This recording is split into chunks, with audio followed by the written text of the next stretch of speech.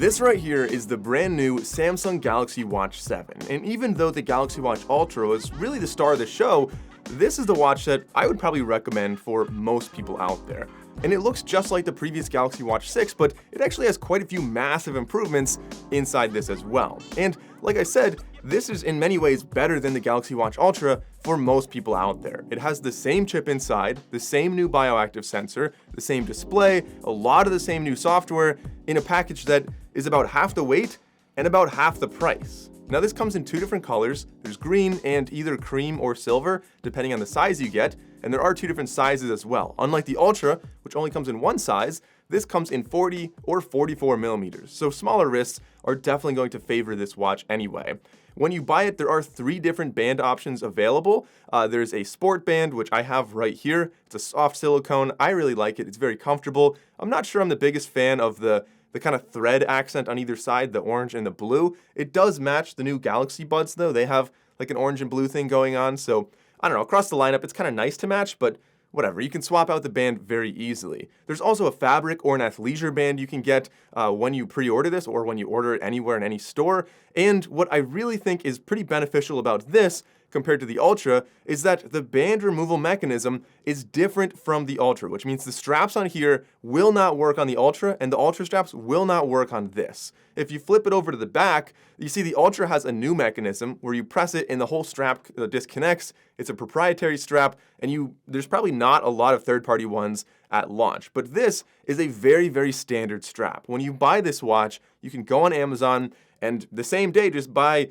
there's hundreds of thousands available, so you can choose any watch strap you want. It's a very common 20 millimeter pin strap, so you can just push this little button, take it off, and swap it out for metal or leather or whatever you want, and at a very cheap price as well. There's a lot of these are just a couple dollars to buy.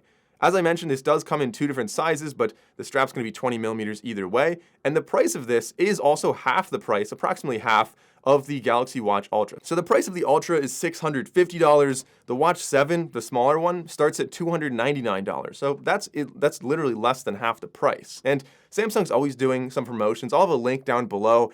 You can get, at least in the pre-order phase, I think you can get an enhanced $250 trade-in credit. You get a free spare band, and you get a 20% student discount if you are a student, of course. So that helps the channel out. If you want to go through that link and get that promotion, I'll have that in the description and in a pinned comment, at least if you want to check out the colors and the price and stuff like that. Also, it's worth noting that there are two versions available for all sizes here. There is a GPS-only version, like Bluetooth, Wi-Fi, GPS, or the version that also has LTE. If you want to be getting phone calls when you're not connected to your phone or connected to Wi-Fi, then LTE is usually about an extra $50-ish added on to the price of the watch. Looking at the body itself, the actual design here, like I said, pretty familiar. Still an aluminum design, still IP68 water resistance, still 5 atmospheres of water resistance as well. The Ultra is 10, so if you're diving a little deeper, the Ultra will be better, but for surface water swimming, for swimming laps and stuff like that, this is definitely good enough. We have a sapphire crystal face, and you'll notice that aluminum is a pretty soft metal. The raised face on here is also a little bit exposed, so I would definitely recommend being very cautious with this. If you're wearing it, for example, rock climbing, I already damaged two similar designs in the past, the Watch 4 and the Watch 2 Active, both while rock climbing. So definitely be really careful about the edges on here, or maybe just get a case. You can find a case to cover this and kind of protect those edges a little bit as well. The display is either 1.31 inches or 1.47 inches, obviously depending on the size you get. It's a Super AMOLED, and they both come with about 330 pixels per inch. That's a lot of numbers. Speaking just from experience here, you can see we have a pretty good screen-to-body ratio. I think it looks nice, it feels nice. The display, I'm happy with it. Samsung always does a pretty good job with their displays, and because we have kind of a space around the outside, that gives us some room to run our finger around there to use the digital rotating bezel, because this doesn't have obviously anything that physically rotates on the watch. It's a very simple and minimal watch, so the digital rotating bezel really helps to navigate the UI, and we'll get into the UI later in the video, but there is a lot that rotating just helps to navigate it. It's kind of built around that.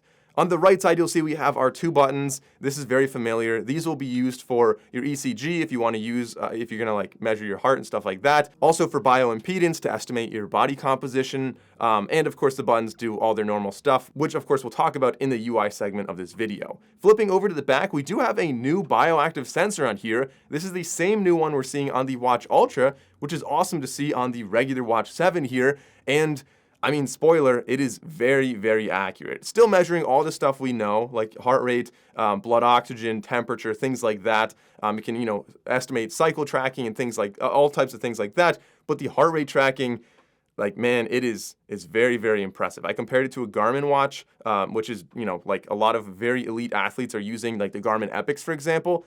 And this thing can hold its own. It really keeps up with that. Talking about some other cool things we have within the software realm of this, there is a lot that Samsung added here. There's a couple things they added only to the Ultra, but looking at this one, the big one they're talking a lot about is the energy score. This is very similar to, like, Fitbit has something similar. Garmin has the body battery. Essentially, it's going to give you a single, just one number that kind of boils down what it estimates your readiness will be for like a workout or anything that could be strenuous. So if you sleep really well, your score goes up. If you have a lot of stress, your score goes down. If you had a bunch of good workouts and then a nice rest day, you might have a higher score today. And the idea there is that if you are, maybe you're just tired throughout the day, or you're just stressed or something, you're confused, you don't know, like, all right, can I work out really hard today? Then you could look at this score, and maybe if it's higher than you expected, it could just motivate you and say, you know what? Yeah, I actually did sleep well last night. I should push myself. I shouldn't skip this workout.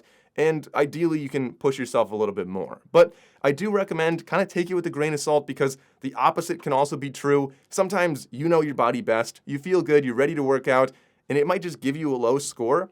I recommend don't let that get in your head. I've seen people do this where they look at it and they're like, oh man, I didn't sleep well. I'm tired. It's like I'm stressed. And then they end up like kind of getting in their own head, and it's like a self-fulfilling prophecy there. So kind of weird how that relates to psychology, but it can be, kind of a useful little index. Just don't put too much value on it. Other cool software things though. You can create workout routines for this, which I think is a really cool workaround because the Ultra has like a triathlon mode where you can do multi-sport, but this, you can just make a routine, a workout routine, which is meant for like, bicep curls, bench press, stuff like that.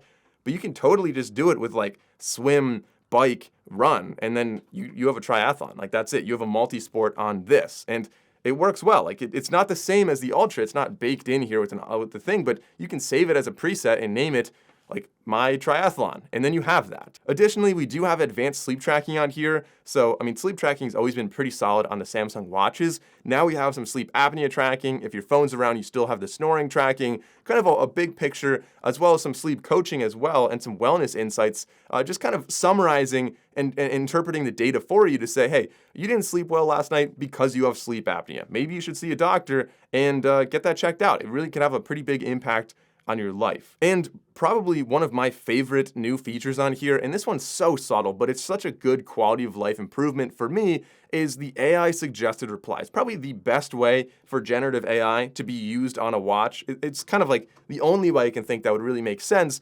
And that is, rather than having a couple quick replies like yes, no, maybe, I'll talk to you later, this is going to read the context of your text, your conversation, and it's going to suggest replies according to that. So you're going to have things that just make more sense rather than always having to type out a reply on a tiny little keyboard here.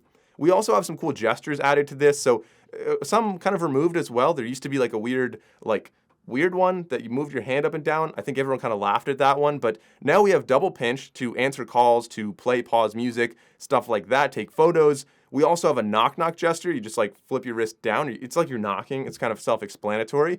I have that set to open a workout, although sometimes you have to like really work at it and get that, like, it doesn't always read it perfectly the first time, and sometimes I find it's easier just to navigate the interface anyway. And the third one is going to be like the double shake to reject a phone call. I think that one's pretty beneficial. If you're like cooking, your hands are dirty, just do that real quick and you can, reject a phone call. Also, when you're wearing this, you can extend the life of the ring, the battery life of your Galaxy Ring, by up to about 30%. So it's kind of a little bit redundant if you wear both devices. I'll talk about that in a future video, but you can get an extended battery life if you're wearing both of them.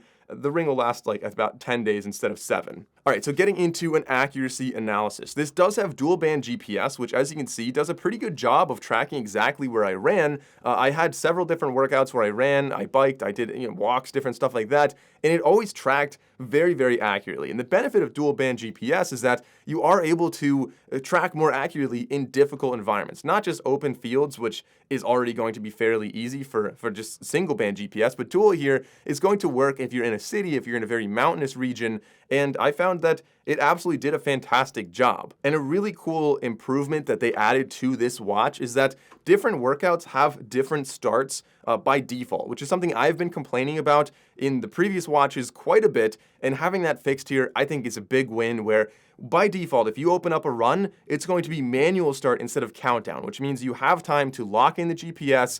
It actually shows you a map of where you are once the GPS locks in, which instills confidence. It lets you know that it definitely is locked in on the right place, and then you can start running and it tracks very accurately. In the past, you had to go into settings to enable that, or else it would just do 3, 2, 1, start going. Maybe it doesn't even have GPS locked in yet, and you might not have GPS for the first minute of your run. So I think that's beneficial that they have that by default for certain workouts like running, whereas others like a walk, for example, I don't really care if the GPS locks in for the first minute. I'm not walking fast anyway, so it's not gonna be like that off if it sets in like a minute later. And so that just does a 3, 2, 1 start, an automatic countdown for that. So I think that's a really cool, very smart way. It just feels very well thought out for how they constructed the different workouts. So taking a look at the heart rate, I want to show you 3 different graphs. The first one being simply a comparison between the Galaxy Watch 7 and the Polar H10 ECG heart rate strap, which is known to be quite accurate. That's our reference in this comparison here. And as you can see, on the left half of the graph, during a steady state run,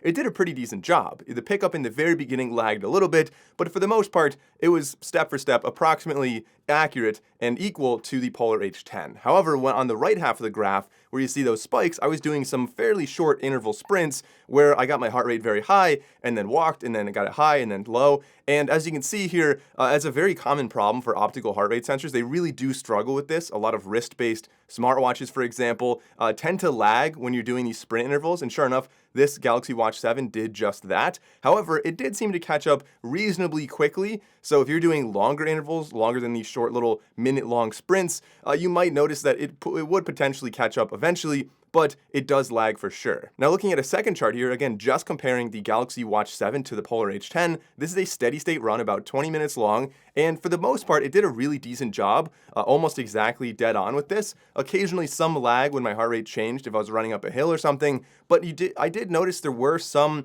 missing data points, even though I wore the watch at the correct height above my wrist, at the correct tightness and everything. I'm not entirely sure why it was missing a couple data points there. Maybe that's going to be something fixed with a firmware update, but for now, that is something I noticed. Now the third graph here, you can see just adding in the Garmin Epix. This is the Pro 2 or the 2 Pro. And so this is going to be generally a reference for what is considered one of the best wrist-based heart rate sensors out there. And you can see it is marginally better than the Galaxy Watch 7, but the Galaxy Watch 7 definitely holds its own as a reasonably accurate fitness tracker, specifically if you're doing steady state runs. Talking about what's under the hood, however, there's a lot to really like about this, some pretty big improvements here. So we now have on all the watches 2 gigabytes of RAM and 32 gigabytes of storage. So if you are like me and you like to download Spotify songs onto your watch and run with your earbuds, which by the way, it also has Bluetooth 5.3 for your earbuds, 32 gigs is pretty nice. I can download a huge library of music rather than always putting down a playlist, removing the other one, and kind of managing my storage. 32 gigs, like I could get all my music on here. This also has a superior chip to the previous generation, should be much faster. It's the W1000, which is a 5-core chip. It's 3 nanometers as well, and it's the same one we're seeing on the Ultra. And even though you have the same chip on here, you can kind of start thinking about this same chip, same display size, but smaller battery than the Ultra. You're not going to be getting that 100-hour battery claim that we're getting on the Ultra because the battery is definitely substantially smaller. On the larger model here, which has the same size screen and basically all the same stuff, it's 435 milliamp hours, compared to $590 on the Ultra. The smaller version is 300 milliamp hours, so I think you could probably expect a solid, easily a day, probably a day and a half. Maybe if you're really cautious with your usage, you could maybe stretch it to 2 days. But I think most people are going to be charging this maybe every morning when they shower, they brush their teeth. Just put it on a charger for a little bit so you can still track your sleep and still have the watch running all day long. Kind of getting into a quick little UI tour for anybody who hasn't used a watch like this in the past. Essentially, you can touch and hold the watch face, and you'll see we do have a couple new ones that come with the watch. I really like the one by default. It just looks clean, very minimal. You can see on the right side, like the UV index is the default.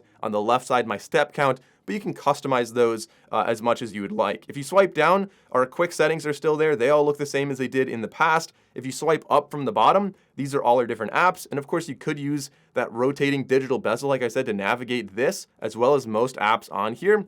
Swiping from the left are your notifications, and from the right are your different widgets. These are pretty much all the same. You'll see energy score is over here as well. That is a new one they just added, obviously. And a nice little health profile. You can see like your heart rate, your step count, and different things like that. I do wish you could customize this a little bit more, like this little health snapshot. I love that. I love how you can see 4 things at once.